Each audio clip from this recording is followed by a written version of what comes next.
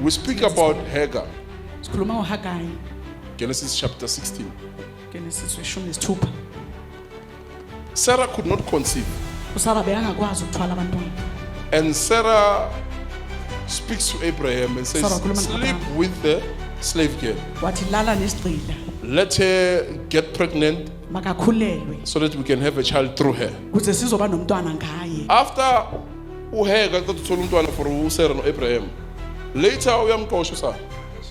Uthi sekanginika attitude lo muntu akahamba. As she leaves the house of Abraham, Asayishiya indlu kaAbraham, getting to wilderness, the ayehlala angel of the Lord appears. ingelosi yenkosi yavela. Hagar uyaphi? Uthi hayi, my mistress is mistreating me. Nakaphuma uhlangana nengelosi. Ithi buyela. uNkulunkulu akakhulumi noSara. Ukhuluma noHagar uthi buyela. Go there and submit yourself to her. Hamba uyozithoba kuye.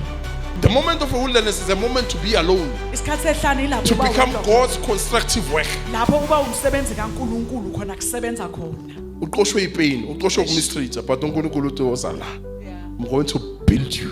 When you go back there, no matter how harshly they treat you, Noma ngabe bakuphatha kabi kanjani, you'll be able to stand alone. uzokwazi ukuma wedwa. No matter what Sarah does to you, Noma ngabe uSara you'll be wenza, able to remain alone uzokwazi ukusala wedwa and protect your heart. bese uvikela inhliziyo yakho. God has heard the cry of your distress. uNkulunkulu But there's uzwile nowhere izikhathi where we zenkathazo hear zakho. that Hagar was busy praying Khona against sizokhona Sarah, ukukhuleka, crying. No. Sara, cha, She went out. waphuma hamba. And when she got to wilderness, Makafika ehlane, God saw her that now she's alone. uthi manje sekayedwa, I can meet with her. sengahlangabezana naye.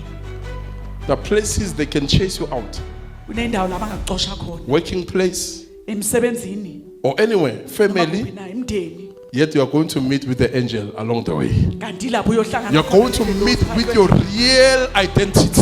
lapho uyohlangabezana nobuwe You're nabantu. going to meet with your real blessings. Lapho uyohlangabezana nesibusiso sakho seqiniso. Yet you've been mistreated by someone.